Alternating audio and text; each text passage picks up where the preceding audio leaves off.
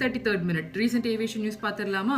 26 July 2025 American Airlines flight 3023 யூஎஸ்ல இருக்கக்கூடிய Denver international ஏர்போர்ட்ல இருந்து மியாமி இன்டர்நேஷனல் ஏர்போர்ட்டுக்கு 173 பேசஞ்சர்ஸை கேரி பண்ணிக்கிட்டு ரன்வே 34L இருந்து டேக் ஆஃப் ஆகிறதுக்கு ரெடியா இருந்த அந்த சமயத்துல அந்த பிளைனோட left side landing gear fail ஆயிட்டு ஃபயர் ஆக ஆரம்பிச்சிருச்சு.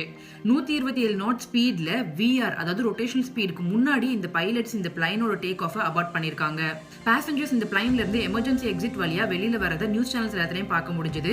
அதுல ஒரு பேசஞ்சர் ஒரு குழந்தையை வச்சுக்கிட்டு ஒரு பெரிய பேக்கையும் எடுத்துக்கிட்டு எமர்ஜென்சி எக்ஸிட் வழியா வெளியில வராரு. இந்த மாதிரி எமர்ஜென்சி சிச்சுவேஷன்ல ஒரு குழந்தைய வேற வச்சுக்கிட்டு இது மாதிரி பண்றது ரொம்ப ரொம்ப தப்பு.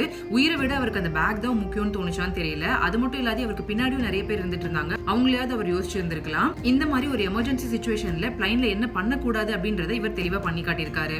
இந்த இன்சிடென்ட்ல 5 பேருக்கு மைனர் இன்ஜுரிஸ் ஆயிருக்கு அண்ட் ஒருத்தருக்கு பலத்த காயத்தோட ஹாஸ்பிட்டலுக்கு கூட்டு போயிருக்காங்க. இப்போ எதனால இந்த ப்ராப்ளம் ஆயிருக்குன்னு இன்வெஸ்டிகேட் பண்ணதுல இந்த பிளைனோட லெஃப்ட் சைடு லேண்டிங் கியர்ல இந்த டயர் வந்து மெக்கானிக்கல் ஃபெயிலியர் ஆயிருக்கு. அண்ட் இந்த டயர் எதனால இப்படி ஃபெயில் ஆயிருக்குன்னு பார்த்தோம்னா இதோட மெயின்டெனன்ஸ் செக் வந்து கரெக்டா பண்ணாததுனால தான் இந்த டயர் வந்து இப்படி ஆயிருக்குன்னு வந்து சொல்லியிருக்காங்க. இந்த டயரை சரியா மெயின்டெனன்ஸ் பண்ணாததுனால தான் இப்படி ஆயிருக்கும்ன்றது தெரிய வந்திருக்கு. இப்போ இந்த பிளைன் போயிங்கா இல்ல ஏர்பஸான்னு கெஸ் பண்ணுங்க பார்க்கலாம். ஆல்மோஸ்ட் எல்லாருமே கெஸ் பண்ணிருப்பீங்க. இது ஒரு போயிங் வெரைட்டி தான். போயிங் 737 மேக்ஸோட வெரைட்டி இது. இன்னும் போயிங் பிளைன் எல்லாம் எந்த நம்பிக்கையில ஏர்லைன்ஸ் எல்லாம் வாங்கிட்டு இருக்காங்க அண்ட் இன்னும் போயிங் பிளைன் எல்லாம் பறந்துட்டு இருக்குன்னு யோசிக்கும் போதே ரொம்ப ஆச்சரியமா தான் இருக்கு. நெக்ஸ்ட் நியூஸ் இதுவும் யூஎஸ்ல நடந்தது தான்.